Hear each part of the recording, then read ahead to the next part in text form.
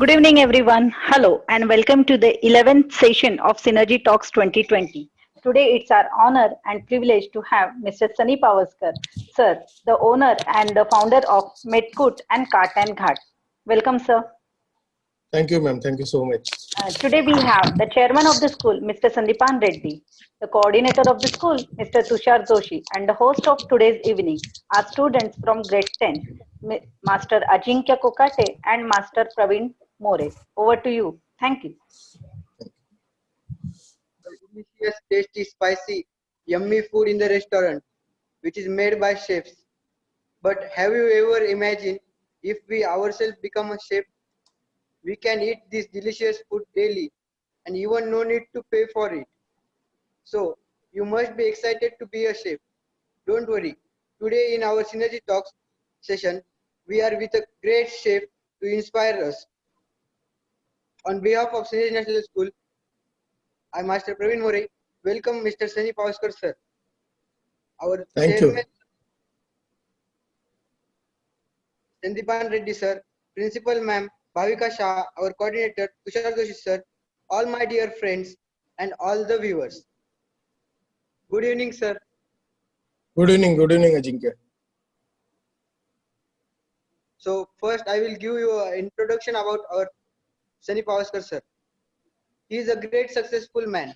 He is a chef and owner of Medkut and Khatan Ghat. He owns 3 successful restaurants in and around Mumbai. The restaurants are region specific and reflects name of regional foods company. His 2 of the branches are Medkut and Khatan Ghat. Medkut branch has 2 outlets, one which serves traditional Maharashtrian thali or set menus. The other serves Maharashtrian vegetarian dishes. And the second branch is Khatan Ghat, which boasts on an elaborated and exhaustive menu reaching out to the vast expanse of Maharashtra. So let's start our conversation with Mr. Sunny Pavaskar sir. Hi sir. Hello. So my first question is to you. Sir आपले बालपण कुठे गेले? आपले Okay. शालेय महाविद्यालयीन शिक्षण कुठे झाले? बालपण माझं मालवणमध्ये झालं. मालवणमध्ये सिंधुदुर्ग जिल्ह्यात मालवण म्हणून तालुका आहे. मालवण तालुक्यातून कट्टा या गावी माझं बालपण गेलं. म्हणजे बालवाडीपासून 1ली ते 10वी पर्यंत माझं शिक्षण कट्ट्यातच झालं. 1ली ते 4थी पूर्ण प्राथमिक शाळा कट्टा नंबर 1. त्याच्यानंतर 5वी ते 10वी पर्यंत मी वराडकर हायस्कूल कट्टा आणि 11वी 12वी मी कोल्हापूरला विवेकानंदला होतो सायन्स साइडला.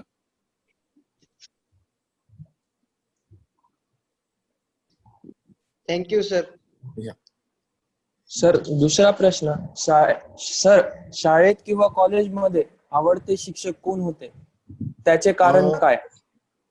आवडते शिक्षक सांगायचे झाले तर प्रत्येक फेज मध्ये होते. म्हणजे मला तू 1ली ते 4थी पर्यंत सांगशील तर मला 2 मॅडम आठवतात की फर्नांडिस मॅडम, सावंत मॅडम, की त्यांचं खूप मोठं मला घडवण्यात योगदान होतं. की म्हणून मला बाकीच्या गोष्टी म्हणजे भाषा हे पहिल्यापासून विषय होते जे भाषेचे, इंग्रजी, मराठी, हिंदी, त्याच्यात त्यांनी मला मदत केली. नंतरच्या याच्यात सांगायचं झालं तर सुतार सर होते मॅथ्सचे, लिंकर सर होते इंग्लिशचे, त्यांची मला मदत झाली. आणि एक किस्साच सांगायचा झाला तर म्हणजे कोणाबद्दल स्पेसिफिक सांगायचं झालं तर हॉटेल मॅनेजमेंट गुवाहाटीला असताना, की तिकडे बबलूराव चौधरी म्हणून शेफ होते आणि माझे सरही होते 3rd इयरला. आणि पहिल्या वर्षापासूनच मी त्यांच्यासोबत किचन मध्ये काम करत होतो, कॉलेजच्या पहिल्या वर्षापासून. सो त्यांनी बऱ्यापैकी मला हे शेफ बनवले, ते त्यांच्यामुळे मी बनलो. सो बबलूराव चौधरी हे नाव या इंडस्ट्रीसाठी तरी मी घेईन. Thank you sir, thank you. सर आपण शेफ बनवायचं का ठरवलं? काही स्टोरी आहे का त्या मागची? शेफ बनायचं ठरलं असं नव्हतं, पण फूड इंडस्ट्रीमध्ये काम करायचं हे मी अगोदरच ठरवलेलं. की मी 4थी 5वीत असतानाच माझं ठरवलेलं होतं की मी फूड इंडस्ट्रीत काम करणार. कारण आमचं मिठाईचं दुकान असतं मालवणमध्ये आणि अंगणेवाडीची जत्रा ऐकली असेल तुम्ही, तर अंगणेवाडीच्या जत्रेमध्ये आमचा पावसकर मिठाई म्हणून आमचा स्टॉल असतो. तिकडे. आणि आमच्या वडिलांचा आजोबांपासूनचा तो बिझनेस आहे मिठाईचा. आता तो वडिलांचा पार्ट टाइम बिझनेस आहे, पण तेव्हापासून आम्ही तो मिठाईचा बिझनेस करतोय. तर लहानपणापासूनच मी त्या मिठाई बनवताना बघणं, त्यांना मदत करणं, याच्यातूनच ती आवड निर्माण झाली होती घरातूनच. आणि मग नंतर वडिलांना असं वाटत होतं की सिंधुदुर्गात एवढे गोष्टी बनतात, आंबा बनतो, काजू बनतो, तर फूड प्रोसेसिंग मध्ये आपल्या मुलाने काहीतरी करावं, असं त्यांचा आग्रह असायचा नेहमी मला. पण मी त्या ह्याच्यात येता येता मी शेफ झालो. Thank you sir. सर, शेफ साठीची आवश्यक ट्रेनिंग आपण कशी व कुठे घेतली? शेफ साठी मी 11वी-12वी मी तुला मगाशीच बोललो की मी विवेकानंद कॉलेजमधून कोल्हापूरमधून केलं. तिकडे असतानाच मी जॉईंट एंट्रन्स एक्झाम होते all over India hotel management इन्स्टिट्यूटची, ती मी हे केलेली. त्यातून माझा रँक जो होता त्यानुसार मला कॉलेजेसचे ऑप्शन शेवटचे 7-8च होते. म्हणजे मला मुंबई, गोवा, अशी जी दिल्ली, ही 3 मेन कॉलेजेस होती ती मला मिळाली नव्हती. So I opt for Guwahati, IHM Guwahati. तर मी IHM गुवाहाटी ऑप्ट केलं आणि IHM गुवाहाटीमध्ये मी 3 वर्षाचं graduation institute of hotel management मधून कम्प्लीट केलं. Okay sir, thank you. सर, आपले स्वतःचे हॉटेल सुद्धा आहेत. तर हा शेफ ते हॉटेल ओनर हा प्रवास कसा आहे तो प्लीज आमच्याशी शेअर करा. नक्की नक्की. शेफ ते हॉटेल ओनर, रेस्टॉरंट ओनर म्हणेन मी. आपली ठाण्यामध्ये रेस्टॉरंट आहेत की मेतकूट अँड काठणघाट म्हणून आपले 2 ठाण्यात ब्रँड आहेत. त्यातलं काठणघाट आपलं कम्प्लिटली व्हेज नॉन व्हेज आपण फूड देतो आणि ते फाईन डाईन रेस्टॉरंट आहे. मेतकूट प्युअर व्हेज आपला कन्सेप्ट आहे. अगेन आपण तिकडेही महाराष्ट्रीयन फूडच सर्व करतो. महाराष्ट्रात म्हणजे कोकण, पश्चिम महाराष्ट्र, विदर्भ, मराठवाडा आणि कोकण या 5ही आपण प्रदेशातलं जेवण आपल्या दोन्ही रेस्टॉरंट मध्ये देतो. आता ठाण्यामध्ये आपले 4 मेतकूट नावाने रेस्टॉरंट आहेत आणि 1 काठणघाट म्हणून आपले रेस्टॉरंट आहे. प्रवास असा होता की मी कॉलेजमधून बाहेर पडलो ऍज अ, जसं ग्रॅज्युएशन करून बाहेर पडलं तर पहिलाच मला जॉब मिळाला दी ओबेरॉय मुंबईमध्ये. तर मी नरिमन पॉइंटला ओबेरॉय मध्ये जॉब केला पहिली 3.5 वर्ष. 3.5 वर्षानंतर मी जॉब सोडून स्वतःच काहीतरी करायचं म्हणून बाहेर पडलो. त्याच्यानंतर मी एक कॅन्टीन घेतलं चालवायला की एका इंडस्ट्रियल एरियातलं कॅन्टीन होतं आर्टिक पार्क मध्ये. ते पूर्ण IT कमर्शियलने भरलेलं होतं. तिकडे 12,000 लोक होती. तर 12,000 लोकांमधून दिवसाला नाही म्हटलं तरी 1,500 लोक त्या कॅन्टीन मध्ये लंच आणि डिनरला यायचे. आणि मला पहिलाच थ्रू असा मिळाला की मला ते कॅन्टीन मिळालं बाहेर पडल्या ओबेरॉय मधून. तिकडून माझी ती जर्नी सुरू झाली बिईंग अ एंटरप्रेनर.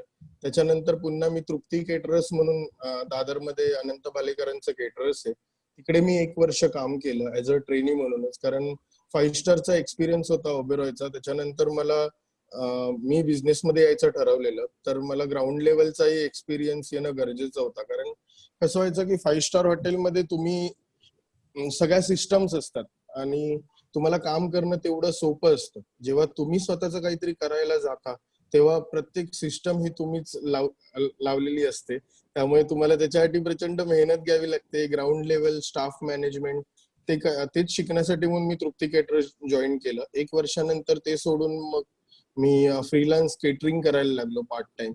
आणि केटरिंग करता करता मेतकूटचा कन्सेप्ट आला. माझे पार्टनर किरण बेडे त्यांनी जेव्हा तो मला कन्सेप्ट मांडला की मराठी पदार्थांचं रेस्टॉरंट चालू करायचं का रे, आणि या एका वाक्यावरून ती संकल्पना फुलत गेली आणि शेफचा एंटरप्रेनर झालो. Thank you sir. सर, शेफ किंवा हॉटेल मॅनेजमेंट क्षेत्रामधील करिअर ऑपॉर्च्युनिटी कशा आहेत याबाबत काही मार्गदर्शन आपण कराल का? नक्की. मी शेफ बद्दल फक्त सांगण्यापेक्षा मी पूर्ण हॉटेल मॅनेजमेंट बद्दल सांगू शकेन. म्हणजे तुम्ही कोणत्याही एका हॉटेलमध्ये गेलात तर तुम्हाला पहिल्यांदा रिसेप्शन काउंटर मिळतं. This is what the front office. त्याच्यानंतर तुम्ही रूम मध्ये जाता. रूम मध्ये गेल्यावरती तुमची रूम तयार असते. एकदम सगळ्या गोष्टी नीट प्रॉपर अरेंज केलेल्या असतात, फुलं ठेवलेली असतात, तुमचा बेड नीट लावलेला असतो. हे तुमच्या प्रत्येक बाथरूम मध्ये सगळ्या प्रॉपर अम्युनिटीज ठेवलेल्या असतात. ते हाऊसकीपिंग डिपार्टमेंटचं काम झालं. त्याच्यानंतर मी येतो फूड सेक्टरकडे. फूड सेक्टरमध्ये जेव्हा तुम्ही असता तेव्हा रेस्टॉरंट किंवा हॉटेल मधलं इन रूम डायनिंग किंवा तुमच्या रूम मध्ये तुम्ही जेवण मागवता, हे सगळं किचन मधून येतं.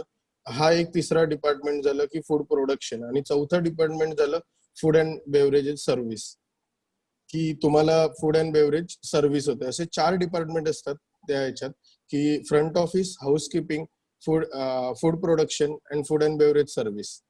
ह्या 4 अपॉर्च्युनिटी मध्ये ते पूर्ण सिलेबस जातो.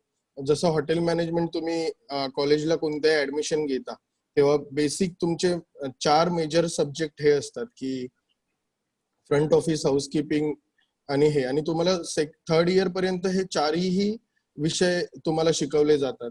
तुम्हाला चारही सेक्शन मधलं नॉलेज आलेलं असतं त्या याच्यात.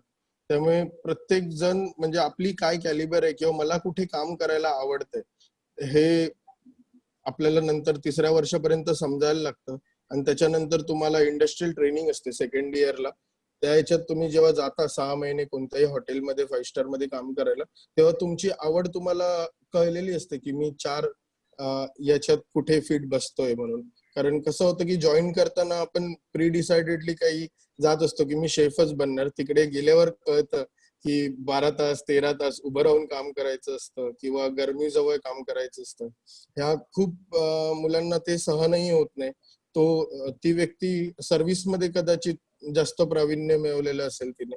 तर अशा अपॉर्च्युनिटीज हॉटेलमध्ये ओपन होतात तुम्ही बाहेर पडल्याच्या नंतर, की जेवढे 5 स्टार हॉटेल्स आहेत किंवा स्टँड अलोन रेस्टॉरंट्स आहेत किंवा तुम्ही स्वतःच काही करू शकता. किंवा तुम्ही एव्हिएशन इंडस्ट्रीमध्ये तुम्ही केबिन क्रू वगैरे असतात तिकडेही तुम्ही अप्लाय करू शकता. हॉस्पिटॅलिटी इंडस्ट्री, टुरिझम तुम्हाला ओपन होतं, टुरिझम इंडस्ट्री. कारण तुमच्या कोर्सच नाव असं असतं की hospitality and tourism. So opportunities म्हटलं तर तुमच्याकडे एन नंबर ऑफ अपॉर्च्युनिटीज उभ्या होतात. कारण हॉस्पिटॅलिटी इंडस्ट्री ही अशी इंडस्ट्री आहे की ग्रोईंग इंडस्ट्री आहे. आणि आपल्या इंडियात तरी ती खूप वेगाने वाढते. म्हणजे तुम्ही बघत असाल तर मागच्या 20 वर्षात ती खूप पटीने वाढली. आणि तसे कॉलेजेसही तयार झाले. पण बाहेर पडल्यावरती तुम्हाला अपॉर्च्युनिटी बऱ्यापैकी आहेत मार्केटमध्ये. फक्त तुम्ही या 4 सेक्शन मधून कुठे आपलं प्रावीण्य मिळवलंय ते इम्पॉर्टंट असतं त्याच्यात. माझ्याबद्दल सांगायचं झालं तर माझं पहिल्यांदाच ठरलेलं होतं की मला शेफच बनायचंय. मी म्हणजे पहिल्या दिवसापासून. आणि मी घरी मिठाई बनत असल्यामुळे मला कॉलेजमध्ये हलवायचाच मुलगा असंच बोलायचे. त्यामुळे मी फर्स्ट इयर पासून तिकडे हलवाई या नावानेच फेमस होतो कॉलेजमध्ये. त्यामुळे थर्ड इयर जे जेवण बनवायचं, जे शेफ कॉम्पिटिशन मध्ये जायचे, तेव्हा त्यांना काहीतरी असं शुगर क्राफ्ट वगैरे अडलं तर ते मी फर्स्ट इयर असून माझ्याकडे यायचे की हे कसं करायचं, हे कसं निघेल. त्यामुळे मी कॉलेजमध्ये पहिल्या दिवसापासूनच म्हटलंच तरी चालेल की शेफ म्हणूनच माझ्याकडे बघितलं गेलं. बाकी कोणत्या ह्याच्यात हा कामच नाही करू शकत. त्यामुळे मी ठरवलेलं की मला शेफ बनायचं. आणि कारण बॅकग्राऊंड होती माझी. सर थँक्यू आता सर. तुम्ही शेअर केले, एक मिनिट हा. सर आता तुम्ही शेअर केले की कॉलेज जीवनापासून तुम्हाला ते सगळं हे क्षेत्राशी तुम्ही संलग्न होतात. तर हो, कधी हो. आपल्या मित्रांना वगैरे कधी काही अशी कधी डिश वगैरे तयार करून तुम्ही कधी मित्रांना दिलेली आहे का? कॉलेजमध्ये म्हणतोयस तू मला? हा सर, कॉलेज किंवा शाळा आपल्या कुठल्याही जीवनामध्ये. नाही, असं याच्या अगोदर कधीच झालं नव्हतं. म्हणजे मी हॉटेल मॅनेजमेंटला गेल्याच्या नंतर घरी आल्यावरती पहिल्या सुट्टीत काही बनवलं असेल तर तोपर्यंत खूप लाडावलेलो होतो घरात. मी किचन मध्ये कधी गेलोच नव्हतो. फक्त जेव्हा आमच्या मिठाईचं काम सुरू असायचं तिकडे मी मिठाई बनवायचो. पण असं मित्रांसाठी काही बनवून घेऊन गेलो किंवा मी कोणासाठी काही बनवलं हे मी हॉटेल मॅनेजमेंटला गेल्यावरतीच करायला लागलो. म्हणजे ते असं असतं ना की सर, घरात आपल्या महाराष्ट्रीयन पद्धतीमध्ये की घरी आई जर काही करत असेल स्वयंपाक, तर हा, आपण हा. हळूहळू तरी त्या स्वयंपाकघरामध्ये जाऊन आपण पण काहीतरी थोडं बहुत असं करायला लागतो. तर असं काही तुमची मेमरी लहानपणाची काही आहे का याच्या बाबतीत सर? नाही, मी 10वी पर्यंतच घरी होतो. 11वी 12वी मी हॉस्टेललाच होतो. त्याच्यानंतर मी अजूनपर्यंत बाहेरच आहे. आणि 10वी पर्यंत असं होतं की अभ्यासच एवढा असायचा की त्याच्यातून अभ्यास आणि खेळ, मला क्रिकेट जास्त आवडायचं. त्यामुळे संध्याकाळी 4:30 वाजता शाळा सुटली की डिरेक्टली ग्राउंड वरती, 7 वाजता आल्यावरती अभ्यास, आणि गाव असल्यामुळे 9-9:30ला गुड नाईट. त्यामुळे तसं किचन मध्ये जायचं वगैरे असं हेच आलं नाही मला कधी. आणि मी मिठाई फक्त बनवायचो. जेव्हा आमच्या कारखान्यात जायचो तेव्हा मी मिठाई बनवायचो. ओके. येस. अजिंक्य प्रवीण.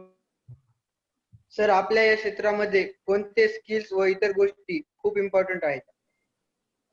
स्किल, आता मी शेफ मध्ये बोलायचं झालं तर स्किलफुल जॉब, कारण तुम्हाला एवढ्या मसाल्यांबरोबर काम करायचं असतं. खूप एन नंबर ऑफ गोष्टी असतात एक एक डिश बनवण्यासाठी. किंवा आता तुम्ही आता कोणती एक साधारण डाळिंबी उसळ घ्या किंवा चिकन कोल्हापुरी घ्या, त्यात प्रत्येक स्पाइसचा एक रोल असतो. आणि एक डिश बनवण्यासाठी नाही म्हटलं तरी 15-16 गोष्टींचा मिळून ती डिश बनते. त्यामुळे स्किल तर नक्कीच लागतं.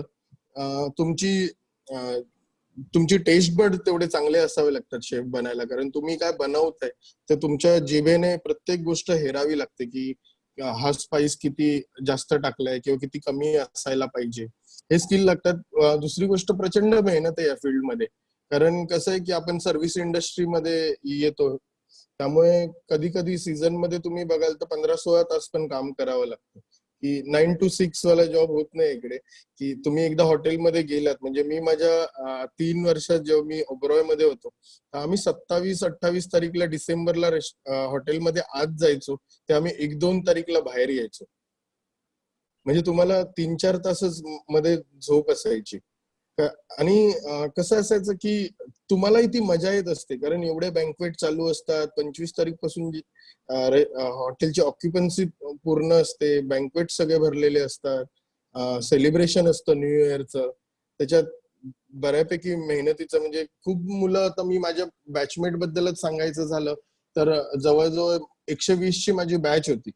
त्याच्यात 30 आम्ही मुलं किचन मध्ये इंटरेस्टेड होतो. आणि आता ऍक्च्युअली किचन मध्ये बघायला गेलं तर त्यातले 11च जण आम्ही काम करतो. सो थोडस किचन मध्ये काम करणं टफ असतं, पण मजा येते ज्याला क्रिएटिव्हिटीची आवड असेल ना. कारण एन नंबर ऑफ ऑप्शन उभे राहतात तुमच्या क्रिएटिव्हिटी दाखवण्याचे तुम्हाला. कारण गोष्टी एवढ्या आहेत, त्याच्यातून तुम्ही काही नवीन क्रिएट करू शकलात किंवा नवीन चव एक डेव्हलप करू शकलात. याच्यात बऱ्यापैकी स्किलफुल जॉब आहे. आणि स्किल काय असावे लागतात असा प्रश्न तर मी एकच सांगेन की हार्डवर्क, ओनली हार्डवर्क. की तेवढा वेळ तुम्ही उभं राहून काम करणं, आणि स्किल डेव्हलप होतात. मी या मताचं आहे की स्किल डेव्हलप होतात. तुम्ही जर काम करत राहिलात 30 गोष्ट, तर तुमचे स्किल डेव्हलप होतात. Thank you sir.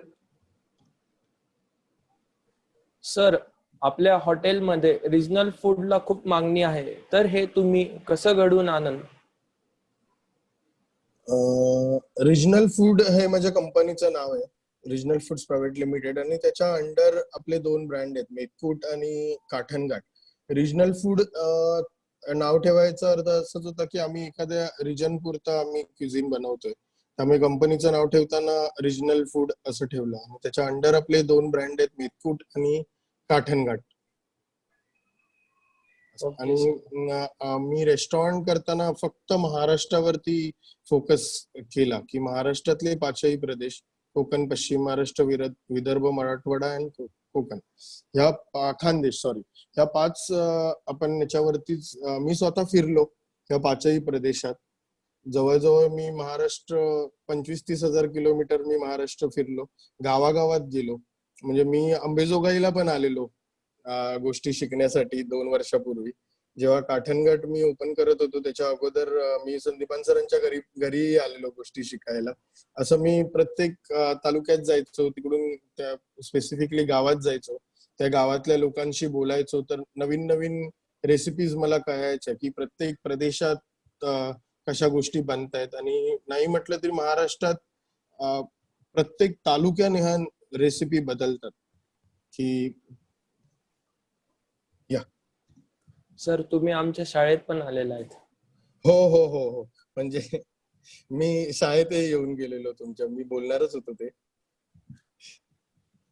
सर जनरली आपण जर सध्या पाहिलं ना की आपल्याला असं दिसतं की सगळीकडे ते चायनीज असतील किंवा फॉरेनचे जे फूड आयटम्स आहेत त्यांना हॉटेलमध्ये वगैरे जास्त असं मोठं स्थान वगैरे दिलं जातं.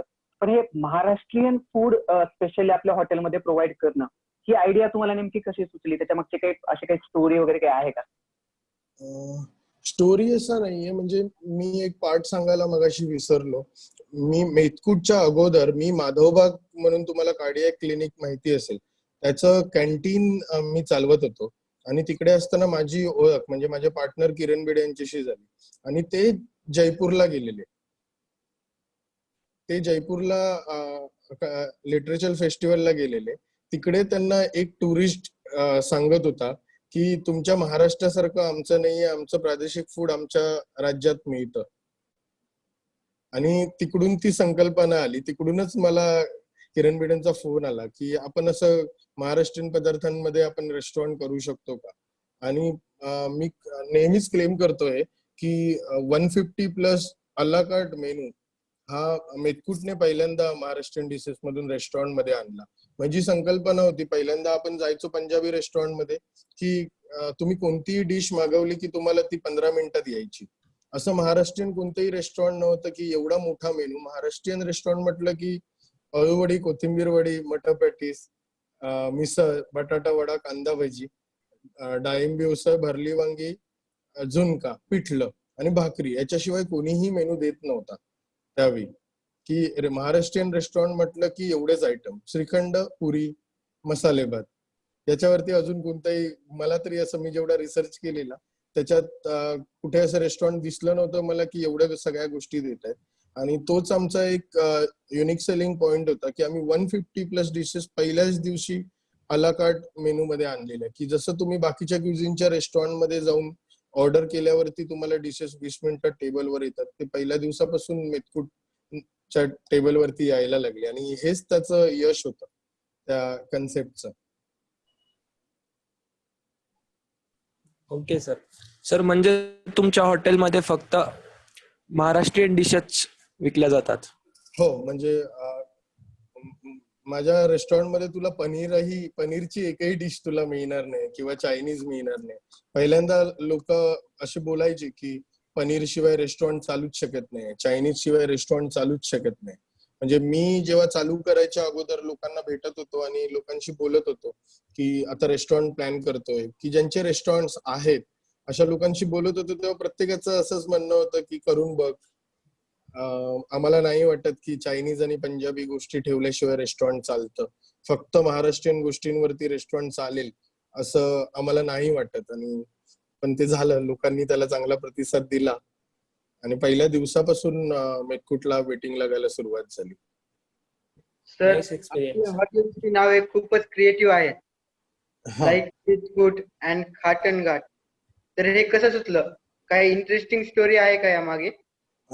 इंटरेस्टिंग स्टोरी सांगायची झाली तर याचं श्रेय माझे पार्टनर किरण बिडे, त्यांनीच ही नावं शोधून काढली बेसिकली. म्हणजे आम्ही काय करायचो की जेव्हा मेतकूट पहिलं 5 वर्षापूर्वीच सांगतो, आम्ही 20 नावं पहिली काढली.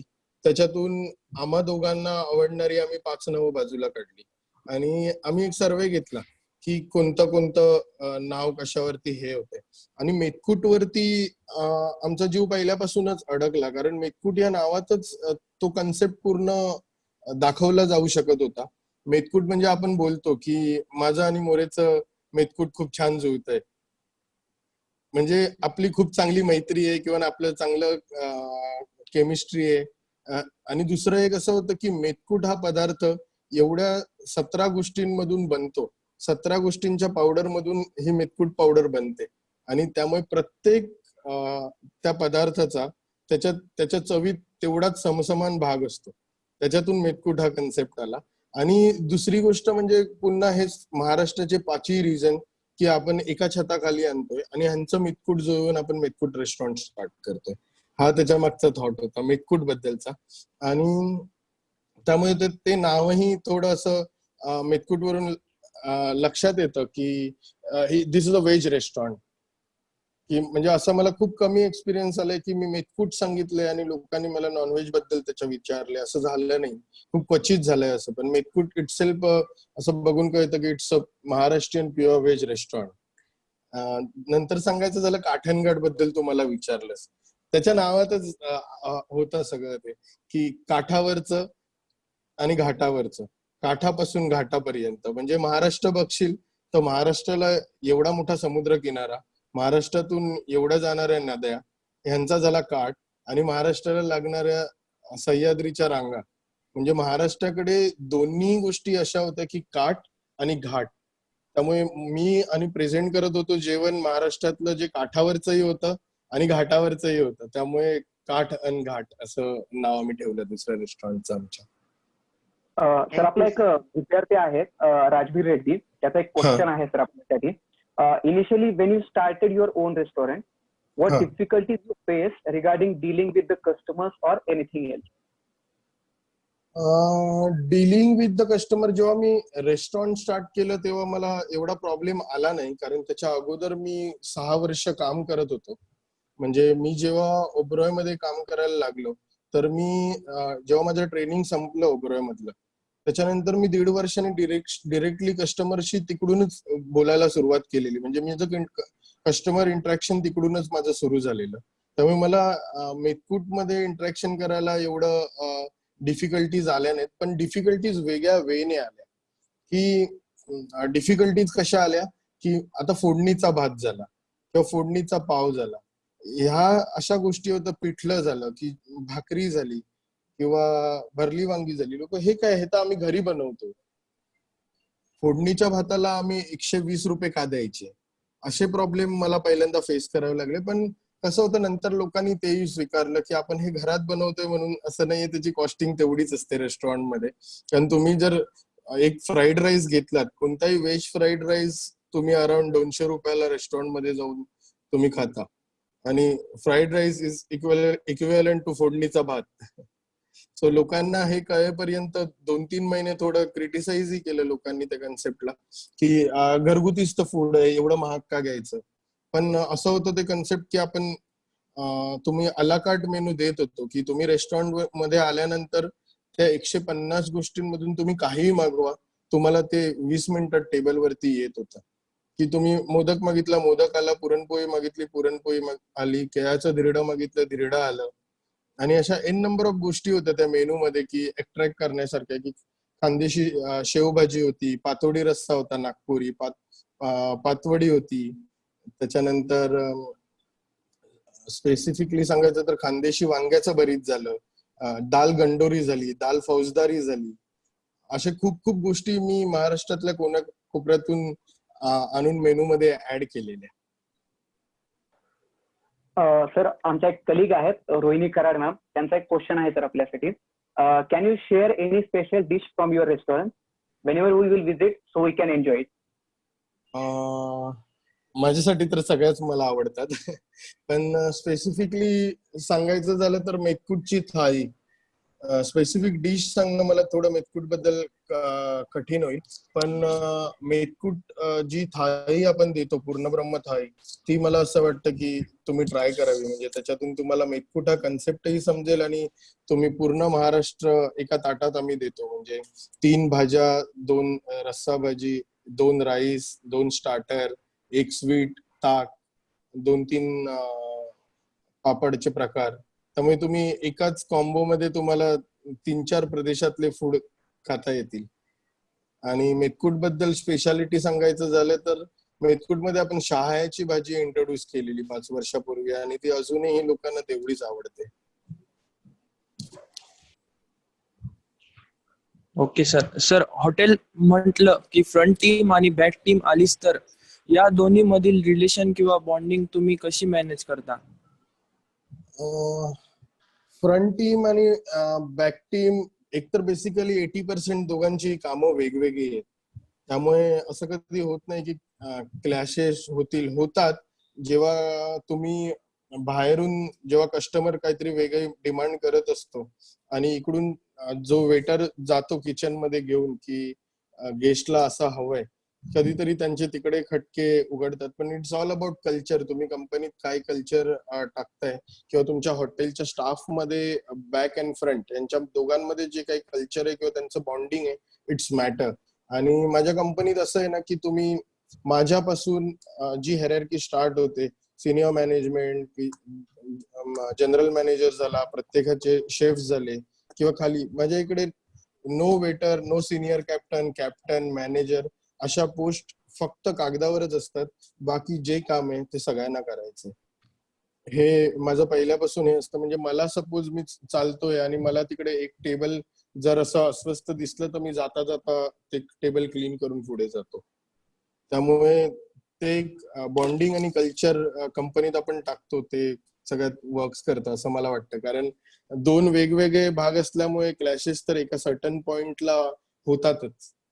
पण असं आहे की दोघांच्या साईडने त्याला असे प्रसंग पहिल्यांदा आले दोन्ही ह्याने, की आम्ही हे दिलं, किचन मधून हे आलं नाही, गेस्ट म्हणतोय की मला हे असं नकोय, मला याच्यात हे थोडे बदल करून हवेत, किचन मधून असे म्हणतायत की नाही इट्स ऑथेंटिक रेसिपी, आम्ही याच्यात चेंजेस नाही करणार. असे प्रसंग झाले. पण त्याच्यानंतर तुम्ही जे कल्चर टाकता, त्याच्यानंतर तुमच्या ब्रीफिंग मध्ये तुम्ही जे बोलता स्टाफ बद्दल, that is what more important असं मला वाटतं. आता असे प्रसंग नाही होत. म्हणजे पहिल्या वर्षभरात झाले, पण आता मागच्या 4 वर्षात मला आठवत नाही असं काही झालं असेल. Okay sir. सर, आपल्या या हॉटेल्सला खूप मान्यवर सेलिब्रिटीजनी पण भेट दिली आहे, तर हा अनुभव कसा होता? नक्कीच छान होता.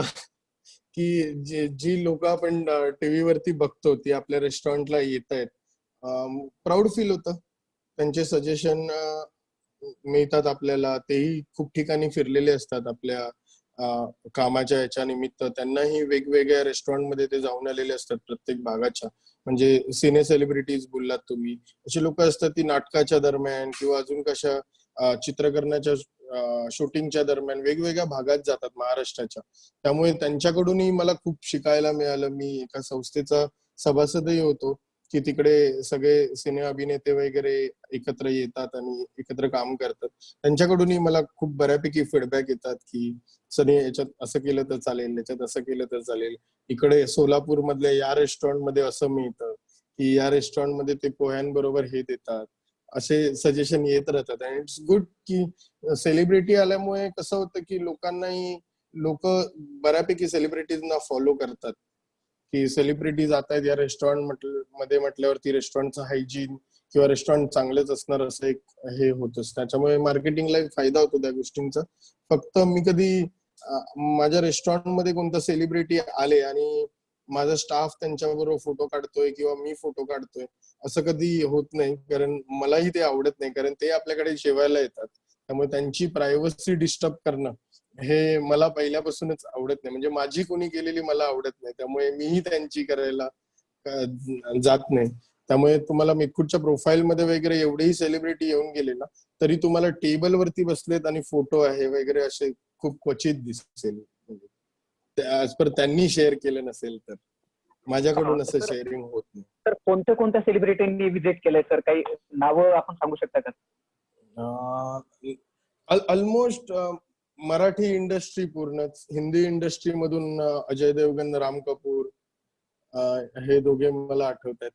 त्याच्यानंतर Marathi industry almost 70% film industry, की म्हणजे स्पेसिफिक नाव घेण्यापेक्षा 70% म्हणजे नावच सांगायची झाली तर चला हवं त्याचे सर्वच कलाकार, की भरत जाधव सर, त्याच्यानंतर प्रिया बपाट वगैरे असे सगळेच येऊन गेलेत रेस्टॉरंट मध्ये आणि रेग्युलरली येतात.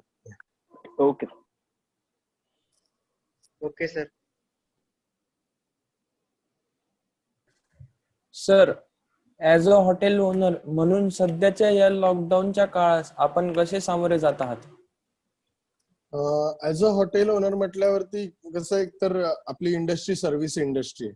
म्हणजे सगळ्यात जास्त आता फटका बसलेल्या इंडस्ट्रीमध्ये आपण येतो, की टुरिझम असेल किंवा हॉटेल इंडस्ट्री असेल. लोक हॉटेलमध्ये येऊन पहिल्यासारखे जेवतील ह्याला अजूनही 2-3 महिने जाऊ शकतील. पण डिलिव्हरी बऱ्यापैकी आपल्या रेस्टॉरंट इंडस्ट्रीमध्ये आता सुरू होईल आणि आपणच स्वतः 1 तारीख पासून करतोय. 1 तारीख पासून आपण senior citizen work from home यांच्यासाठी आपण थाली सुरू करतोय की जी होम डिलिव्हरी असेल आणि त्याला आम्ही परवाच ती लॉन्च केली आणि 1 तारीखला आपला पहिला दिवस आहे 1 जूनला आणि 2 दिवसात एवढा प्रचंड आम्हाला प्रतिसाद त्याही प्रोजेक्टला मिळाला की मेथकूटच तेवढं नाव होतं, मेथकूटचं तेवढं 5 वर्षाची मेहनत होती ती यावेळी आम्हाला पुन्हा दिसली त्या प्रोजेक्टमध्ये. आणि लॉकडाऊन बद्दल सांगायचं तर माझ्या लॉकडाऊन बद्दल सांगायचं तर 2 महिने घरीच होतो. सकाळी उठलो की ब्रेकफास्ट बनवा, लंच बनवा, डिनर बनवा. म्हणजे मी माझा जो मला आता मिळत नव्हता स्वतःला जेवण बनवायला किंवा वेगवेगळ्या ट्रायल घ्यायला रेस्टॉरंटमध्ये because of that management work आणि एवढ्या रेस्टॉरंटमध्ये जाणं इकडे तिकडे पळणं तर मी नाही म्हटलं तरी ह्या 2 महिन्यात मी 150हून अधिक गोष्टी मी घरी बनवल्या स्वतः. आणि मेथकूट आणि काठणघाट मधली जवळजवळ प्रत्येक गोष्ट मी घरी पुन्हा ट्राय केली की त्याच्यात काही चेंजेस करता येतील किंवा त्याला अजून काही बेटरमेंट देता येतील. सर तुम्ही स्वतः बनवलेली अशी कोणती डिश आहे की जे तुम्हाला असेल किंवा तुमच्या घरच्यांना खूप आवडते? अशी कोणती एक स्पेसिफिक डिश? खानदेशी मटन. म्हणजे मलाही बनवायला आवडतं खानदेशी मटन आणि माझ्या घरच्यांनाही आवडतं ते की मी बनवलेलं, स्पेशली माझ्या बायकोला. ओके सर, आपले एक व्ह्युअर आहेत अजिंक्य गित्ते, त्यांचा एक क्वेश्चन आहे sir. What is going to the next big thing in food industry? Big thing म्हटलं what is going to be big thing in hotel industry. Hello. Yeah big thing in food. What is going to the next big thing in food industry?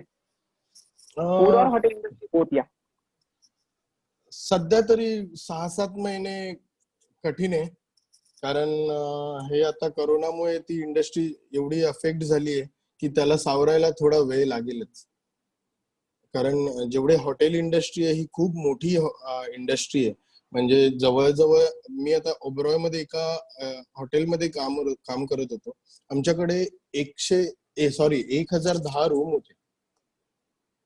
आता easily आणि त्याची occupancy averagely 80-90% occupancy yearly असायची, yearly average. आता ते गाठणं थोडस मला ह्या 6-7 महिन्यात कठीण वाटतंय.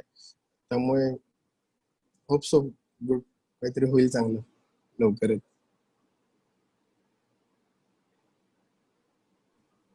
Okay sir.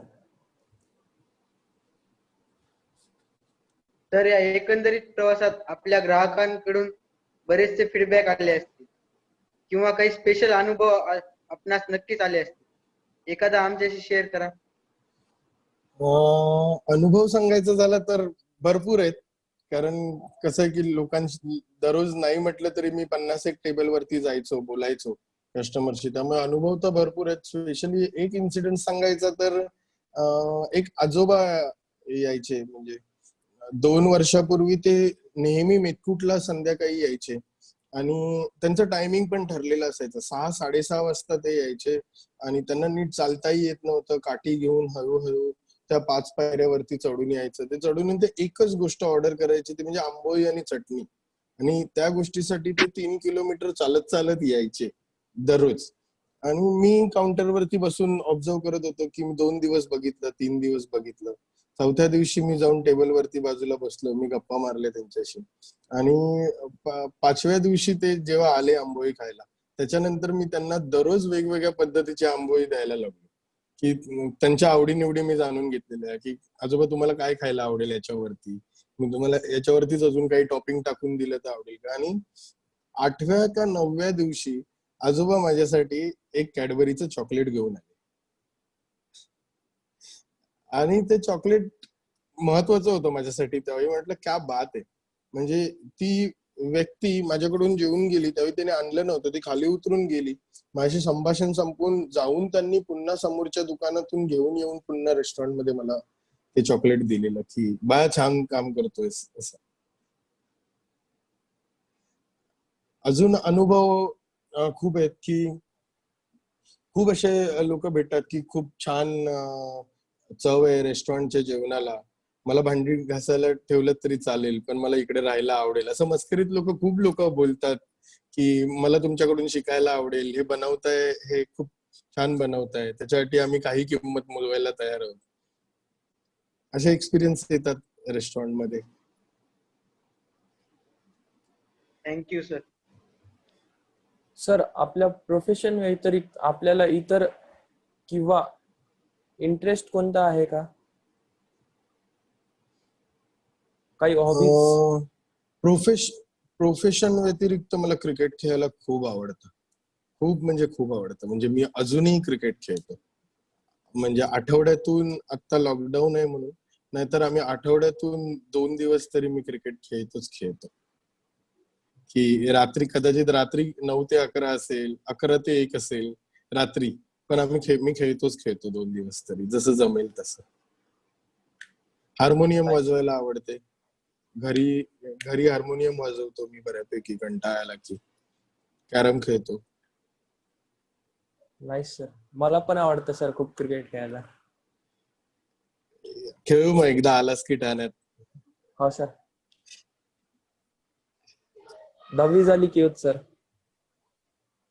नक्की नक्की नक्की. सनी, जस्ट तुला अपडेट करण्यासाठी ना, Ajinkya is one of the best sports person of our schools. अच्छा. नॅशनल स्टेट्सला नेला तो पार्टिसिपेट करतोय इंडिव्हिज्युअल मध्ये. He is one of the best sportsman of the school which we are having as on today. क्या बात है. Yes.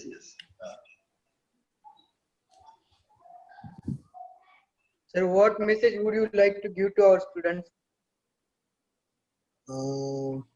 मेसेज म्हणजे मी माझ्या इंडस्ट्री बद्दलच बोलतो की या क्षेत्रात कोणाला यायचं असेल तर खूप मस्त क्षेत्र आहे.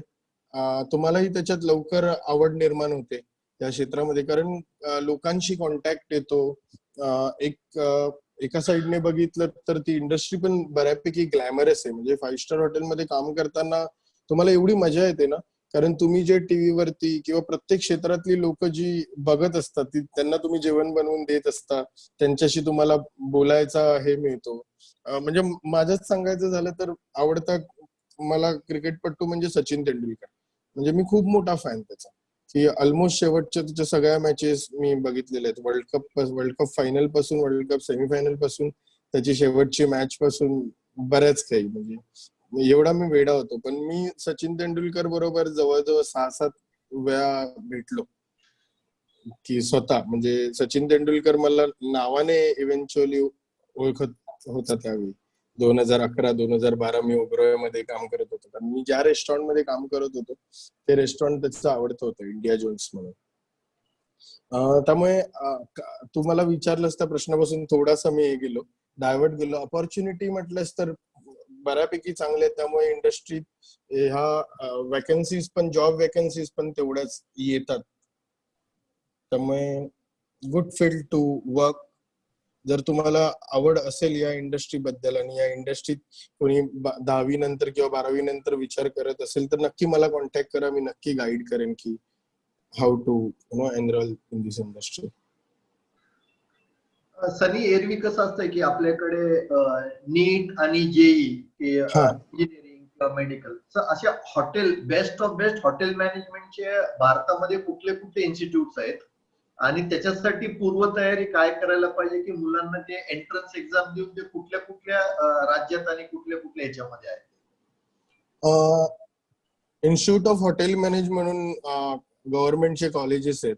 जसं इंजिनिअरिंग मध्ये IIT असतं, त्याच्यासाठी तसं हॉटेल मॅनेजमेंट मध्ये institute of hotel management Dadar झालं, institute of hotel management Goa, institute of hotel management Delhi Pusa, institute of hotel management Guwahati, Kolkata, असं प्रत्येक स्टेट मध्ये एक त्यांचं कॉलेज आहे इन्स्टिट्यूट ऑफ हॉटेल मॅनेजमेंटचं. आणि त्याच्यासाठी तुम्हाला एक जेई द्यावी लागते. फॉर्म तुमचा सप्टेंबर-ऑक्टोबर मध्ये फॉर्म रिलीज होतो दुसऱ्या वर्षीच्या जेईचा. तुमची एक्झाम होते मार्च मध्ये. जशी तुमची 12वीची एक्झाम झाली की लगेचच ही एक्झाम होते आणि तुमचा रिझल्ट येतो मे एंड पर्यंत आणि कॉलेज स्टार्ट जून पर्यंत होतं. जसं रिझल्ट येतो तसं तुमचं दिल्लीला तुमचं हे होतं, कॉलेज अलोकेट होतं तिकडे जाऊन गेल्यावरती. आणि जेई असते पण याला सर, जॉईंट एंट्रन्स एक्झाम तुम्हाला द्यावी लागते सर हॉटेल. फक्त तेवढ्या कॉलेज 24 कॉलेजेस मी असताना 24 होते, आता 28 कॉलेजेस आहेत सर IHMच्या ऑल ओव्हर इंडियामध्ये. आणि ऑलमोस्ट प्रत्येक स्टेट मध्ये एक कॉलेज आहे सर. आणि हा किती वर्षाचा कोर्स आहे हा? हा 3 वर्षाचा कोर्स होता सर. त्याला या डिग्रीला इग्नू बरोबर तुम्हाला डिग्री मिळते. 3 वर्षाचा हा डिप्लोमा कोर्स प्लस इग्नूची युनिव्हर्सिटीची एक एक्झाम असं मिळून तो तुमचा गव्हर्नमेंटचा 3 वर्षाचा डिग्री प्रोग्राम होता सर. नाहीतर तुम्ही प्रायव्हेट वगैरे केलं तर तिकडे 4 वर्षाचा डिग्री प्रोग्राम असतो, पण गव्हर्नमेंट तुम्हाला 3 वर्षात डिग्री प्रोग्राम देते सर. म्हणजे तुम्हाला किती आवड आहे ना या फील्डमध्ये ते सगळ्यात महत्वाचं. कारण काम थोडं हेक्टिक असतं सर्व्हिस इंडस्ट्रीमध्ये असल्यावर, आणि मला आवडायचं शेफ कॅप घालून फिरायला वगैरे. म्हणजे मी कॉलेजमध्ये असताना, बोलू 2 मिनिटं, मी थोडं ऑफबीट जातोय पण आपल्याला मुलं आहेत म्हणून सांगतोय की मी जेव्हा कॉलेजमध्ये गेलो तेव्हा मगाशी बोलल्याप्रमाणेच की हलवायाचा मुलगा असंच माझे एक इंट्रोडक्शन होतं तिकडे. त्यामुळे फर्स्ट इयरला आमच्या इकडे 25 मुलं सिलेक्ट व्हायची की जी थर्ड इयरच्या शेफकॉम साठी पाठवायची आहेत किंवा थर्ड इयरच्या बेवरेज कॉम्पिटिशन साठी पाठवायची आहेत. अशी 25 मुलं 120 मुलांमधून ऑक्टोबरमध्ये निवडली जायची तुमच्या पहिल्या सेम नंतर. त्याच्यानंतर सेकंड इयरला होईपर्यंत त्याच्यातली 15 मुलं फक्त सिलेक्ट व्हायची. तुमच्या टेस्ट व्हायच्या दर इयर एंडला. आणि थर्ड इयरला तुम्ही 5 जणच फक्त राहता. जेव्हा तुम्ही शेफ कॉम्पिटिशनला जाता तेव्हा तुम्ही इयर एंडला फक्त 5च मुलं राहता. 5 मुलं ही डिसेंबर पर्यंत असतात. कॉम्पिटिशन ही जानेवारीत होते आणि जानेवारीत त्याच्यातली 4 राहतात. आणि तुम्ही उद्या कॉम्पिटिशनला जेव्हा जाणार तेव्हा त्यातली 3च जाणार. त्यामुळे तुम्हाला माहिती नाहीये की उद्या कोण जातंय कॉम्पिटिशनला. ज्या 25 जणातून 3 वर्ष तुम्ही मेहनत करून आलाय. मी जेव्हा फ्लाईट मध्ये बसलो तिकडून कॉम्पिटिशनसाठी तेव्हा मी हुश केलेलं असं की जी 3 वर्ष मेहनत घेत होतो की आदल्या दिवशी रात्रीपर्यंत माहिती नव्हतं मला की मी उद्या जाणार आहे की नाही जाणार आहे. असं म्हणजे कोणालाच माहिती नसतं की कोण जातंय. आणि ते सगळं बबलूरॉय चौधरी, मगाशी मी एक नाव घेतलं त्यांनी. आणि आम्हाला कसं होतं की सेकंड इयर पासून, मी थर्ड इयर मला बाकीचे क्लासेस करायला दिलेच नाहीत माझ्या शेफने, की फक्त तू किचन मध्ये तर किचन मध्येच काम करणार, तू दुसरीकडे जायचंच नाही. तू हाऊसकीपिंग मध्ये काम करून किंवा फ्रंट ऑफिसला जाऊन तू काय करणार आहेस, तुला तिकडे काहीच संबंध, तुला शेफच बनायचंय. तर आमचं कॉलेज सकाळी 7 वाजता सुरू व्हायचं, बाकीच्यांसाठी 9 वाजता. आम्हाला 5 जणांना सकाळी 7 वाजता 7 ते रात्री 9 कंटिन्युअसली आम्हाला 14 तास कॉलेजने फ्रीडम दिलेलं होतं. दररोज इन्ग्रेडियंट आम्ही मागवू शकत होतो आणि फक्त आम्ही संध्याकाळी 9 वाजता 5 कोर्स मेनू प्रेझेंट करायचं प्रिन्सिपल आणि शेफने. हे त्याचा फॉर्मॅट होता. आणि आम्हाला अटेंडन्स वगैरेच असं हे नव्हतं, कारण आम्ही कॉलेज आमचं 7 तासाचं आणि आम्ही काम करायचो 12-13 तास. थोडं टफ होतं ते, कारण बाकीची मुलं क्रिकेट खेळायची ग्राउंड मध्ये, मी खिडकीतून कॉलेजच्या बघायचो आणि इकडे मी तेच काम करतोय किचन मध्ये. आणि त्यावेळी कसं होतं की ती व्यक्ती होती बबलूरॉय चौधरी म्हणून, माझा शेफ होता, तर नारळ वगैरे फेकून मारायचे माझ्यावरती. जर तुमचं लक्ष इकडे तिकडे कुठे असेल आणि तुम्ही कापताय तर तुमच्या त्याच्यावरती नारळ येईल, भांड येईल. थर्ड इयरच्या स्टुडंट वरती, तिकडे आम्ही बाहेर पडल्यावरती सिनियर होतो. त्यामुळे तुमचं पॅशन, तुमची आवड याच्यावरती इंडस्ट्रीत मॅटर करतं काम करणं. कारण हॉटेल मॅनेजमेंट नाही तर आजकाल खूप लोक करतात की, आणि आता रेशो हे सांगतं की फक्त 30% मुलं त्या इंडस्ट्रीत काम करतात आणि 70% नाही करत, फक्त ग्रॅज्युएशन साठीच त्या इंडस्ट्रीत ऍडमिशन घेतात. नाही, जनरली तोच ट्रेंड आहे की ज्या प्रोफेशन, जसं आता इंजिनिअरिंग मध्ये ना, so out of people only 2 people stay in engineering. बाकीचे 8 जण वेगळंच करतायत. अपार्ट फ्रॉम मेडिकल फील्ड, बाकीच्या सगळ्या क्षेत्रामध्ये काय झालेलं आहे ना, की people just for the sake of education म्हणून घेतात ते take it completely to a different level. तर आताच मुलांना काय सांगायचंय की तुम्ही आतापासून हळूहळू you take lot of steps, पण when it comes to graduation focus on only one thing. दुसरा प्रश्न असा होता की ना, की कॉलेजमध्ये यू आर गोल्ड मेडलिस्ट. हो, गोल्ड मेडलिस्ट, त्याच्याविषयी तू काय सांगू शकशील की तुझा तो ह्याचा की about being a gold medalist in the college? मी तेच बोललो की मी मी फ्लाईट मध्ये बसायच्या वेळेस मला कळलं की मी त्या कॉम्पिटिशनला जातोय आणि तिकडे बऱ्यापैकी सगळ्या IHM-चं हे होतं. त्यावेळी 24 IHM होते आणि त्यातून 19 IHM-नी त्याच्यात भाग घेतलेला. बाकी 6 IHM तिकडे पोचू शकले नव्हते कारणांमुळे ना काहीतरी.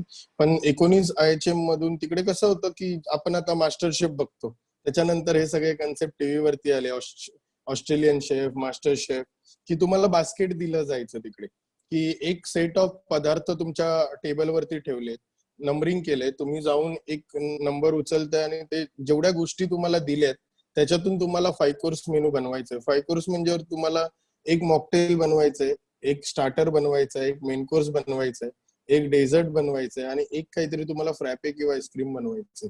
असं आणि तेवढ्याच गोष्टींमधून तुम्हाला ते बनवायचंय. म्हणजे तुमच्या समोर गोष्टी तेवढ्याच आहेत. त्याच्यात मेनू इंजिनिअरिंग हा प्रकार जास्त महत्वाचा होता, की तुम्ही फटाफट बघून कसा मेनू डिझाईन करता, तो मेनू एकमेकाला कॉम्प्लिमेंट करतोय की नाही.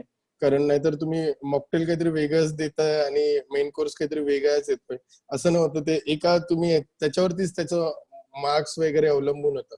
आणि प्रेझेंटेशन आणि आमचं कार्विंग मध्ये आम्ही खूप चांगले होतो. आम्ही तिघेही, आम्ही जे गेलेलो तिकडे शेफ कॉम्पिटिशनला, आम्ही फ्रूट अँड व्हेजिटेबल कार्विंग मध्ये आम्ही तिघांचाही आमचा नंबर आलेला तिकडे सुद्धा. त्यामुळे आमचं प्रेझेंटेशन एकदम जोरदार होतं त्यावेळी. आणि पदार्थांची सिलेक्शन, आम्ही तिघांचा कोऑर्डिनेशन पण, आम्ही रूममेट्स होतो, त्यामुळे आमचं कोऑर्डिनेशन एवढं स्ट्रॉंग होतं की तिकडे बघितल्यावरती काय बनवायचंय तर तिघांच्या भावना जुळत होत्या, की तिघांचाही मेनू ऑलमोस्ट सेम होता आम्ही लिहिलेला तो.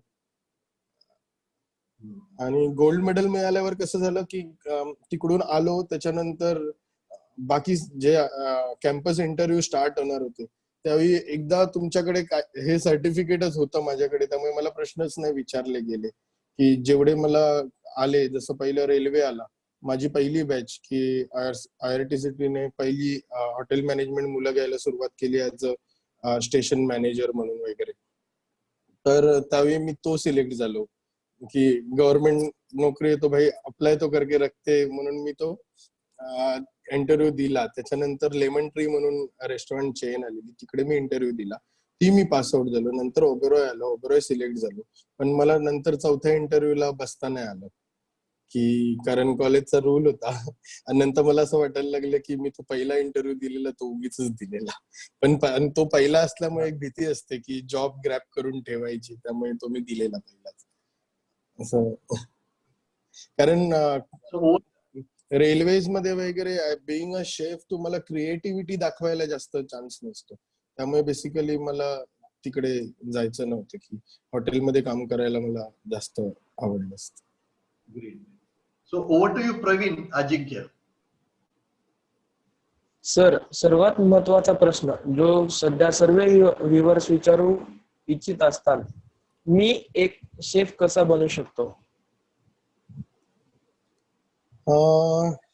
शेफ बनायला खूप काही कष्ट नाहीयेत. शेफ आता तुम्ही घरातूनही शेफ बनू शकता. असे कितीतरी जण आहेत की शेफ बनलेत, पण प्रोफेशनल शेफ बनायचं असेल तर तुम्हाला हॉटेल मॅनेजमेंट इन्स्टिट्यूट मधून पास आउट व्हावंच लागेल.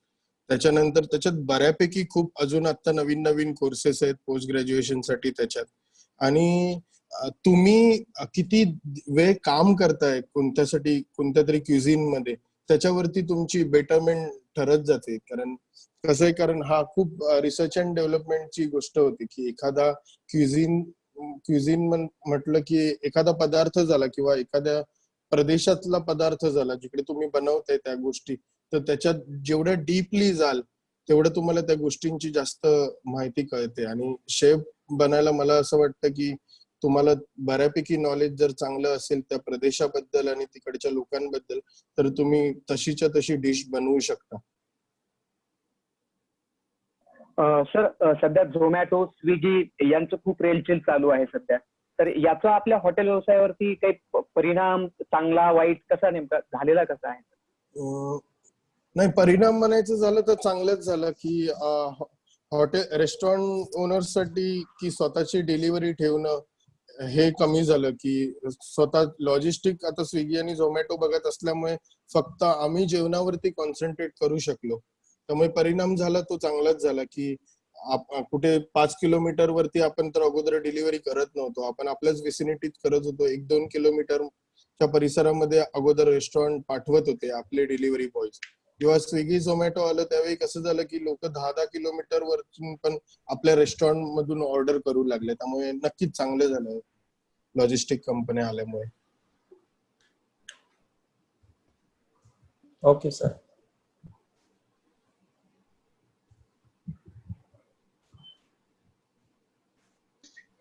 So there is a question from Divya Patil. How many employees are there in the restaurant? आता आपल्याकडे किती टीम आहे, किती मोठी टीम आहे आपली? आता आपल्याकडे सर 136 जणांची टीम आहे sir. 136 people working with me right now. Yes, Ajinkya, you may continue for vote of thanks. Yeah. Okay sir. I think there was from Isavari Award. So there is a question from her की या याच्यामध्ये भवितव्य किती आहे आपल्या याच्यामध्ये? Is there any growth profession साठी इंडियामध्ये या प्रोफेशनला किंवा आता मुलांनी त्याच्याकडे बघावं का काय? इफ सर प्रश्न जरा पुन्हा विचारा, मला डिस्टर्बन्स आला. आता ना मुलांनी एका मुलीने इसावरी आवाजने विचारलेला आहे की या प्रोफेशन साठी फ्युचर आहे का इंडियामध्ये? ओके. फ्युचर तर नक्कीच आहे. कारण कसं आहे की रेस्टॉरंट, हॉटेल, टुरिझम ही इंडस्ट्री वाढतच राहणार. म्हणजे करोना आला, करोनाचा इफेक्ट खूप कमी दिवस असेल, त्याच्यानंतर आता लोक बाहेर पडायला लागतील. एक वॅक्सिन आल्याच्या नंतर पुन्हा पूर्वरत होईल. आणि जी इंडस्ट्री टुरिझम एवढी वाढते की लोक आता एवढे ट्रॅव्हल होत आहेत इकडून तिकडून ग्लोबली. त्यामुळे आणि इंडिया सारख्या देशात तुम्ही बघाल तर मागच्या 5 वर्षात इंडियातून बाहेर जाणारे किंवा इंडियात येणारे टुरिस्ट सुद्धा खूप वाढले. 5 वर्षातली ही ग्रोथ होती, ही खूप त्याचा ग्रोथ रेट खूप जास्त होता या इंडस्ट्रीतला. आणि लोक बाहेर जाऊन चमचमीत खाणं किंवा वेगळं काहीतरी खाणं हे नक्कीच नाही सोडू शकत आता. कारण लोकांना आता ती सवय झाली आहे. लोकांच्या जिभेचा तो हे ते बोलतात ना की सगळा मार्ग पोटातून जातो, त्यामुळे पोट महत्वाचं. त्यामुळे ह्या इंडस्ट्रीला नक्कीच तेवढं हे, फक्त तुमच्याकडे तेवढे स्किल सेट पाहिजेत की मार्केटमध्ये प्रत्येक इंडस्ट्रीत तसंच असतं म्हणा की तुमच्याकडे काय स्किल सेट आहे त्याच्यावरून तुम्ही मार्केट मधली तुमची किंमत ठरवत असता किंवा तुमचं वेटेज ठरवत असतं. Great. So over to you Ajinkya and Praveen. Okay, sir. It's my privilege to have been asked to propose a vote of thanks on this occasion. On behalf of Synergy National School, Ajinkya Kokate, extend a very hearty vote of thanks to honorable delegates who blessed us with their presence and took out valuable time of your busy schedule. Also, I would like to extend a special thanks to Mr. Sunny Pavaskar sir for inspiring us. Thank you, sir. Thank you Ajinkya. नमस्कार sir. Sir सध्याच्या या लॉकडाऊनच्या काळामध्ये सध्या सगळीकडे कठीण परिस्थिती असताना आमच्या शाळेत सिनियर नॅशनल स्कूलने हा जो उपक्रम राबवलेला आहे सिनर्जी टॉक्स, इथे आम्ही वेगवेगळ्या क्षेत्रातल्या मान्यवर व्यक्तींना बोलवतो आणि आमचे विद्यार्थी त्यांची अशा पद्धतीची मुलाखत घेतात. तर ही कन्सेप्ट तुम्हाला कशी वाटली आणि ऍज अ फीडबॅक म्हणून तुम्ही आमच्याशी काय शेअर कराल? संकल्पना एकदम मस्त. जेव्हा संदीपन सरांनी मला हे महिन्याभरापूर्वी सांगितलेलं या कल्पनेबद्दल, तेव्हाच ती मला एकदम भन्नाट वाटलेली की अंबेजोगाई सारख्या तालुक्यात सुद्धा की लॉकडाऊन मध्ये तुम्ही जसं लॉकडाऊन डिक्लेअर झालं तसं एकही दिवस शाळा बंद नाही केली. शाळा तशीच ऑनलाईन चालू राहिली. आणि अजूनही तुम्ही आता नवीन ऍडमिशन वगैरे ओपन करता. मी आज फेसबुक वरतीच बघितलंय. म्हणजे सगळ्यांनी आदर्श घेण्यासारखंच नक्की आहे या कन्सेप्ट. म्हणजे मुलांनाही, मला कदाचित असं मार्गदर्शन एवढ्या वक्त्यांकडून त्यावेळी मिळालं असतं तर अजून चांगली मदत झाली असती कदाचित. आणि या मुलांना आता इंटरनेटच्या जगात एवढी माहिती मिळते, फक्त त्यांनी तो व्यवस्थित वापर करून घ्यावा त्याचा. आणि नक्कीच काही या फील्डमध्ये काही लागलं तर मी त्यावेळी जेव्हा शाळेत आलेलो तेव्हाही बोललेलो की नक्की मला कॉन्टॅक्ट करा. संदीपन सरांकडे माझा नंबर आहेच की मला एक व्हॉट्सअप करा, माझा कॉल तुम्हाला नक्की येईल तुम्हाला काही माझी मदत लागली तर. And special thanks to Bhavika Shah ma'am. खूप दिवस ते माझ्याशी कोऑर्डिनेट करतायत आणि त्यांनी हा प्रोग्राम घडवून आणला. नक्की. हा sir, thank you so much sir. Actually खरंच ज्या पद्धतीचं मार्गदर्शन या क्षेत्राबद्दल तुम्ही आमच्या विद्यार्थ्यांशी केलंय, तर येणाऱ्या काळामध्ये साहजिकच आमच्या सिनियरजी मधून सुद्धा असाच एखादा सनी पावसकर उदयास येईल याची खात्री मी तुम्हाला नक्की देतो सर. Thank you so much. नक्की सर, नक्की सर. सो थँक्यू सनी. खूप मस्त वाटलं, कारण मुलं पण आहेत आणि आणखीनही थांबलेले आहेत. सो आणि stories, yes, stories inspire people and I take a lot of inspiration from you. कारण त्याच पॅशन मध्ये ज्याचं शिक्षण घेतलं त्याच क्षेत्रामध्ये करिअर करणं फार इम्पॉर्टंट आहे. म्हणजे रेअर दिसतात असे ब्रीड्स की मी शिक्षण ह्याच घेतलंय आणि मी त्याच्यातच काम. जसं आता मी शिक्षण घेतलं इंजिनिअरिंग आणि काम करतोय स्टॉक मार्केट्स मध्ये. So that's completely you will always find very passionate people in that area. So thank you very much. मुलांना पण खूप इन्स्पिरेशन मिळालं की हो बाबा की हे पण एक मोठं करिअर असू शकतंय. येस, आपलं मेडिसिन आहे, इंजिनिअरिंग आहे, त्याच्यानंतर आता आपल्याकडे खूप काही येऊन गेले, टीव्ही ऍक्टर्स येऊन गेले, इंटिरियर डिझायनर्स येऊन गेले, IITians येऊन गेले. सो करिअर अपॉर्च्युनिटी आता मुलांना खूप आहे, घाबरायचं काही रिझन नाहीये. फक्त जसं आता what you sed, I really appreciate की पॅशन पाहिजे त्याविषयी, पॅशन आणि त्याची डेडिकेशन. म्हणजे आय रिअली अप्रिशिएट की त्या काळामध्ये म्हणजे कॉलेज डेज मध्ये 12-12, 13-13 तास काम करायचं किचन मध्ये. So that it self shows की किती कमिटमेंट. नाहीतर एरवी कॉलेज लाईफ काय म्हणतात आपण की फक्त ते बंक करण्यासाठी असतं. स्कूल लाईफ, कॉलेज लाईफ हे मनामध्ये असं की काय गेलं नाही तरी चालतंय. पण that shows your dedication and plus तुझा हा निर्णय की महाराष्ट्र सोडून गुवाहाटीला जायचं. नाहीतर एरवी कसं होतंय की मुलांना बाहेर गावी पाठवायचं म्हणजे ते पालकांना थोडे वाटते की अरे कशाला पाठवायचं किंवा काय पाठवायचं. पण आई वडिलांनी ते परमिशन की गुवाहाटी आणि ते नॉर्थ ईस्ट मध्ये, की आपल्याला खूप लोकांना ते नॉर्थ ईस्ट विषयी खूप हे वाटतं की अरे तिकडं सेफ नाही, हे नाही. But you took that chance, you are proving. कारण आज मी फॅन्स आहेत काटन घाटचे आणि त्यात 5 रेस्टॉरंट प्लस आता Katan Ghat and Betpur doing great.